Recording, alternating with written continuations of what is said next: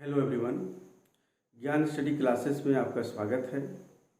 आज एक नए विषय को लेकर आया हूँ, सल्तनत कालीन इक्ता व्यवस्था, इक्ता प्रथा।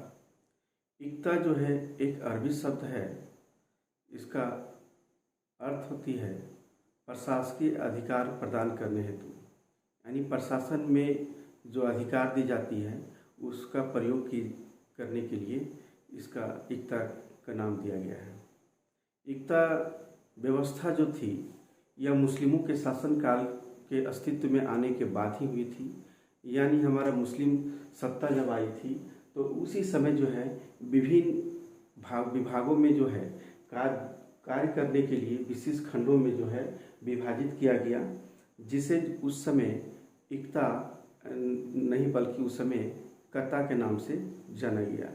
इसी प्रकार हम देखते हैं कि अब साम्राज्य का जब विस्तार होने लगी तो साम्राज्य विस्तार होने के साथ साथ जो है सेना, शक्तिशाली सेना रखने की जो है अधिक से अधिक भूभाग की भी आवश्यकता पड़ने लगी। तो इस समय एक परिणाम स्वरूप यही हुआ, एक नई व्यवस्था का जो है एक जन्म हुआ जिसे अक्ता का नाम दिया गया। धीरे धीरे देखते हैं कि उसी समय अब्बासी खलीफाओं के शासनकाल में जो है एक सामाजिक रूप से और आर्थिक रूप से परिवर्तन हुआ और उस समय जो है अक्ता जैसी व्यवस्था हो गई। इसी प्रकार हम देखते हैं अब्बासी खलीफाओं की जब पतन हो गई तो उनका देखी जो है छोटे छोटे राज्यों के जो शासकों ने भी जो है इसी प्रणाली को जो है अपनाना प्रारंभ किया। इस प्रकार हम देखते हैं कि जब अधिकारी वर्ग या सेना वर्ग या सेना को वेतन देने की जो व्यवस्था, देने की जो धन की समस्या सबसे बड़ी हो गई। धन की समस्या इतनी बढ़ गई कि प्रशासन का जो कार्यभार था, उसका जो स्ट्रक्चर, संरचना, ढांचा वह लड़खड़ा गया, यानी असंतुलित हो गई। इसी समस्या को जो है निदान करने के लिए इस समस्या को तो विशेष रूप से जो है भूमि देने की प्रथा, यानी भूखंड देने की प्रथा, यानी भू वितरण प्रणाली जो है दिया जाने लगा। तो इस जो इक्ता के नाम से ही जाना जाता है। तो इस तरह से हम देखते हैं कि यह इक्ता व्यवस्था को जो है भारत में लाने वाले सुल्तानों में से सर्वप्रथम इल्तुतमिश को श्रेय जाता है। इल्तुतमिश को इक्ता उस समय जो है यह जो है एक विशिष्ट यानी कोटि की भू वितरण प्रणाली थी। इस समय इक्ता व्यवस्था लाने का उनका मकसद था कि साम्राज्य के इतनी बड़ी क्षेत्र को, दूर दराज के क्षेत्रों को से कैसे हम जो है साम्राज्य विस्तार करें और कैसे हम जो है राजस्व की जो है वसूली करें। इनका इस समय देखते हैं कि राजपूतों का जिस तरह से सामंतवादी व्यवस्था थी और मुगलों का भी जो जागीरदारी व्यवस्था से कुछ अलग ही यह प्रथा थी। यह भारत में ऐसी प्रथा और कभी इतिहास में देखने को नहीं मिलती, सिर्फ सल्तनत काल में ही जो है यह प्रथा लागू थी। यह इल्तुतमिश के समय से प्रारंभ हुई और सल्तनत काल के अंतिम तक ही यह प्रथा चली, इसके बाद समाप्त ही हो गई। इल्तुतमिश को उद्देश्य यही था कि भारत में जो है सामंतवादी व्यवस्था जो है राजपूतों की, उस व्यवस्था को समाप्त करके इस प्रथा को जो है लाना।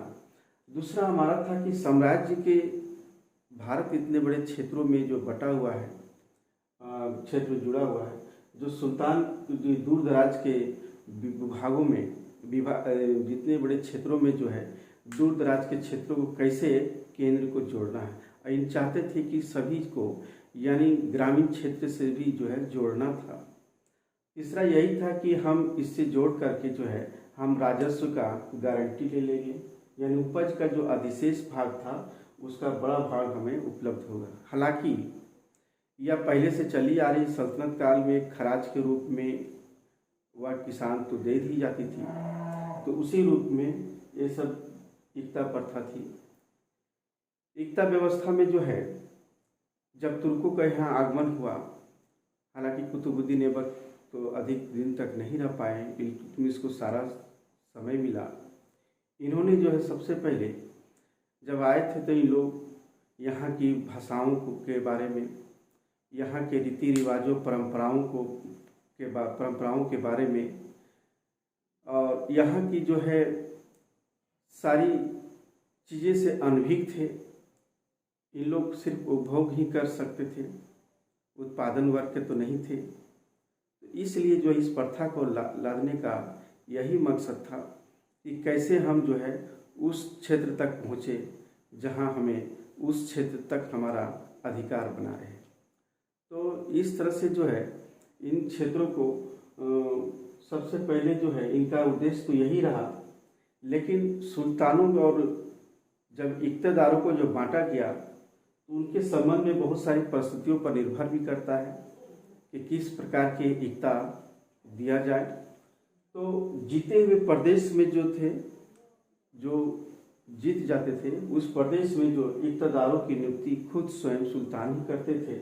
लेकिन जहाँ अर्ध विजित क्षेत्र, जहाँ आधे रूप से जहाँ विजय हुआ हो, उस क्षेत्र में जो है इक़्तेदार को जो है पुनः जीतना होता था उस क्षेत्र को, और जीत करके जो है अपनी पकड़ बनाते थे। तीसरा था जहाँ भूमि कभी जीती नहीं गई हो, उस क्षेत्र पर जो है इक़्तेदार या इक़्ता पाने वाले वह जो है जीत कर व्यवहारिक रूप से स्वतंत्र हो सकते थे। ये तीन प्रकार के जो है हमारे सुल्तान और इक़्तेदारों के बीच में जो है विभिन्न परिस्थितियों के अनुसार ही जो है यह निर्भर करता था। इस भारत में जो है इक़्ता को बहुत ही बखूबी से ही जो है यह प्रचलित हुई, और इक़्ता व्यवस्था यानी ग्रामीणों से लेकर पूरे साम्राज्य को जो है यानी केंद्र से जोड़ने के लिए बहुत ही एक आसान तरीका था सुल्तान के लिए, बहुत ही आसान। तो इक़्ता व्यवस्था जो है, इक़्ता दो श्रेणियों में विभाजित किया था इन्होंने, दो विभाजित किया था। सबसे पहले खालसा के 12 प्रांतीय स्तर की इक़्ता, यानी जो सरकारी जो भूमि होती है तो जितने भी क्षेत्र हैं यानी 12 प्रांतीय स्तर की इक़्ता थी वह दी जाती थी, या दी जाती थी उच्च वर्ग के अमीरों को दी जाती थी, और वह अमीरों को जो है मुक्ता या वली के नाम से जाना जाता है। इसी प्रकार जो है कुछ छोटी छोटी गांव के रूप में जो है छोटी इक़्ता दी जाती थी, जिसे इक़्ता पाने वाले को ही इक़्तेदार कहते थे। तो इस तरह से इल्तुतमिश ने जो है यह प्रारंभ किया था, क्योंकि इनके पास समस्या सबसे पहले थी और उन्हें प्रशासन का सबसे पहले ही जो है प्रशासन व्यवस्था को सुदृढ़ और सुव्यवस्थित करने का प्रयास किया था। इसीलिए जो है यह व्यवस्था लागू किया था। इन्होंने जो है भू राजस्व का भी जो है वसूलने के लिए भी जो है प्रारंभ, हालांकि जो है इल्तुतमिश के समय में भू राजस्व और हमारा जो है प्रशासन अलग ही था, लेकिन इसके बाद जो सुल्तानों ने जो समय था वह भू राजस्व और प्रशासन के अधिकार जो है दोनों दिया जाने लगा, क्योंकि इन्होंने जो है इल्तुतमिश जो है के समय में साम्राज्य के विस्तार तो हुई, हमारा उत्तर भारत के सभी क्षेत्रों पर अधिकार जमा रहा, क्योंकि कुतुबुद्दीन ऐबक यानी मोहम्मद गोरी के समय में अधिकार भू क्षेत्र जितने थे उन क्षेत्रों पर पुनः अधिकार करके कुछ क्षेत्रों पर अधिकार किए और अपने साम्राज्य को एक सुव्यवस्थित और सुदृढ़ बनाने का प्रयास किया। और इस प्रशासन और को लेकर जो आगे सुल्तानों ने भी जो है यह बखूबी से कार्यभार को संभाला था। या इक़्तेदारों को लेकर बहुत सारी बातें थी। इक़्तेदार जो है कभी कभी ऐसा हुआ करता था कि इक़्तेदार जिस क्षेत्र में आवंटित किया जाता था वहाँ बहुत दिनों से चलते आ रही थी, या उस समय ऐसी व्यवस्था थी कि हस्तांतरण करने की, और हस्तांतरण एक जगह से दूसरे जगह चेंज भी किया जाता था, क्योंकि कभी कभी इक़्तेदारों की निरंकुशता पर भी जो है लागू की गई थी, निरंकुशता पर जो है नियंत्रण किया गया था। अगर किसी इक़्तेदार को अयोग्य ठहराया जाए तो उसको जो है या तो उसे हटा दिया जाता था या उसे दूसरे जगह भेज दी जाती थी। तो इस प्रकार के जो है इक़्तिदार जो थे 12 प्रांतीय, लाहौर, मुल्तान, बरन, ऐसे बहुत बड़े बड़े क्षेत्रों पर लागू किया था। लेकिन दिल्ली के आसपास जो है छोटी छोटी इक़्तिदार ही होते थे और छोटी इक़्तिदारों को बहुत कम ही जो है स्थानांतरित किया जाता था। लेकिन बड़े बड़े क्षेत्रों को जो थे, बड़े मुक्ता या वली को वह जो है लगभग 3 या 4 साल के अंतराल में लगभग जो है स्थानांतरित किया करते थे। तो इस तरह से देखते हैं कि अपने काल में भी जो है अपने अपने समय में सभी मुक्ता या वली को एक जगह से दूसरे जगह जो है स्थानांतरित किया करते थे। तो इस प्रकार हम देखते हैं कि इस समय इक़्ता व्यवस्था की जो इक़्तिदार जो थे वह जो थे अपने सैनिक और अपने घोड़े की खर्च करके उसकी अधिशेष जो भाग जो बचती थी वही केंद्र को भेजती थी, यानी केंद्र यानी राजकोष में जमा होती थी। तो इक़्ता वह भूमि थी जो अपनी इक़्ता के जो सरदार थे यानी इक़्तिदार जो थे अपने सारी खर्च को, आय व्यय को जितने भी है खर्च करके जो अधिशेष बचती थी वह जो है राजकोष में जमा की जाती थी। और जब भी कभी सुल्तान की मदद पाना चाहते थे या उनकी सहायता करनी होती थी तो सुल्तान के लिए जो है हमेशा तत्पर खड़े होना यही इक़्तिदार की कार्य थी। इक़्तिदारों का भू राजस्व पर नियंत्रण यानी भू राजस्व और अपना प्रशासन, ये दोनों कार्य बखूबी से संभालता था। यानी एक तरह से पूरी वहाँ का सर्वे सर्वा था। हाँ, वह जो है भूमि का तो मालिक नहीं था लेकिन एक अधिकारी वर्ग के समान था। यानी सामंतवादी व्यवस्था जिस तरह थे वैसी व्यवस्था नहीं थी, वह सिर्फ अधिकारी वर्ग के समान था।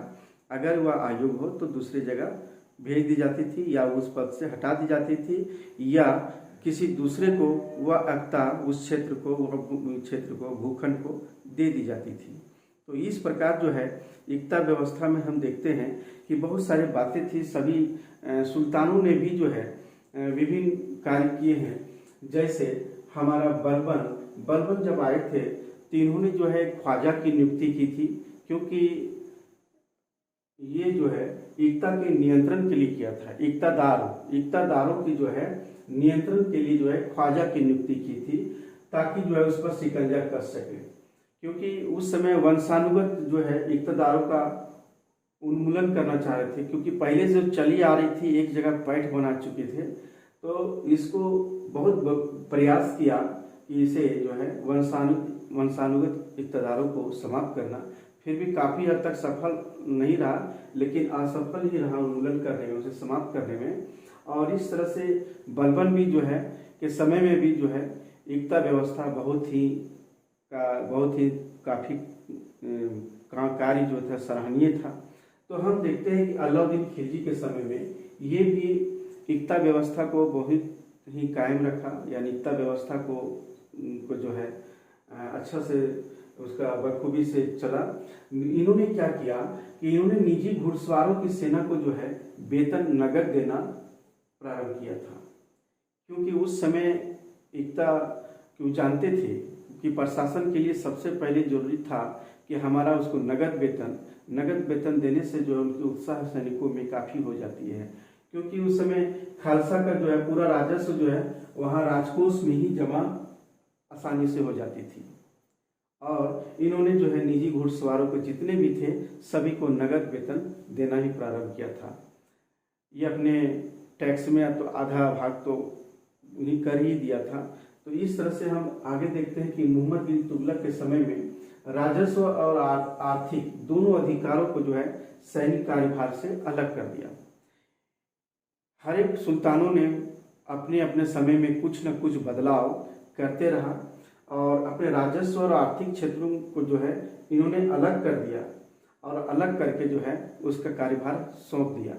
तो इस तरह से हम देखते हैं कि राजस्व जो है मुक्ता या वली जो थे इक़्तिदार जो थे उससे लेकर वली उल खराज जो अलाउद्दीन खिलजी के समय जो राजस्व विभाग था अली उल खराज को जो है सौंपा गया। इन्होंने भी जो शिकंजा कसने का काफ़ी प्रयास किया एकता की आय का जो है प्रतिवर्ष निर्धारण किया जाने लगा। अब क्या हुआ कि एकता का जो है प्रतिवर्ष निर्धारण किया जाने लगा, प्रतिवर्ष कितना दिया जाए टैक्स। तो राजस्व की वसूली जो है वो ठेकेदारी पर दिया जाने लगा। अब जो है क्या हुआ कि अब ठेकेदारी पर दिया जाने लगा राजस्व की उगाही के लिए, जिसे मुक्ता व्यवस्था भी कहते हैं। क्या कहते हैं? मुक्ता व्यवस्था के नाम से जाना जाता है। ये क्वेश्चन बहुत ही इंपॉर्टेंट है कि मुक्ता व्यवस्था क्या थी। तो एकता की जो प्रतिवर्ष का निर्धारण जब किया जाने लगा तो राजस्व की वसूली ठेका पर दिया जाने लगा, वही एक मुक्ता व्यवस्था के नाम से जाना गया। उसी तरह फिरोज शाह तुगलक के शासनकाल में हम देखते हैं, इन्होंने जो है एकताओं और जागीरों में विभाजित किया। एकताओं या जागीरों में इन्होंने भी विभाजित किया। इन्होंने क्या किया कि भूमि अनुदान के रूप में जो है सैनिकों को वेतन देने की प्रथा को पुनर्जीवित किया। इन्होंने तो समाप्त कर दिया था, लेकिन उन्हें भूमि अनुदान के रूप में सैनिकों को वेतन देने के लिए फिर से पुनर्जीवित किया, जिसे वजह कहा गया। और उस चीज को पाने के लिए जो वजह पाने वाले को वजहदार के नाम से जाना गया। तो विभिन्न लोगों से जो है विभिन्न सुल्तानों ने ये सब कार्य किया। इन्होंने जो है सैद्धांतिक दृष्टि इक़्तिदार जो थे वो राजस्व का अधिशेष को जो है राजकोष में भेजने, और इस समय जो है यानी फिरोज तुगलक के समय दीवान विजारत के जो शाही जो लेखा परीक्षक का से आय व्यय यानी खर्च का जो जितने भी सारे चीज थे लेखों की जांच करवाने लगा, क्योंकि इनके समय में भी ऐसा प्रतीत होने लगा कि यह जो है निरकुशता या जो आय का जो है वह जो है निरकुशता की ओर बढ़ रही है, जिसके कारण से इन्होंने सोचा कि इन्हें इसकी जो है जांच की जाए। तो इसीलिए उन्हें लेखा परीक्षक से जो है जांच करवाना प्रारंभ किया था। और इसी समय के बाद से फिरोज शाह तुगलक के समय के बाद ही जो है यह व्यवस्था जो है चरमराने लगी, या एकता व्यवस्था जो है यह समाप्त होने लगी, क्योंकि इस समय एकताओं का भी निरंकुशता इतनी तेजी से बढ़ रही थी कि अपनी हस्तांतरण करने तैयार नहीं थे और बड़े शक्तिशाली होते जा रहे थे।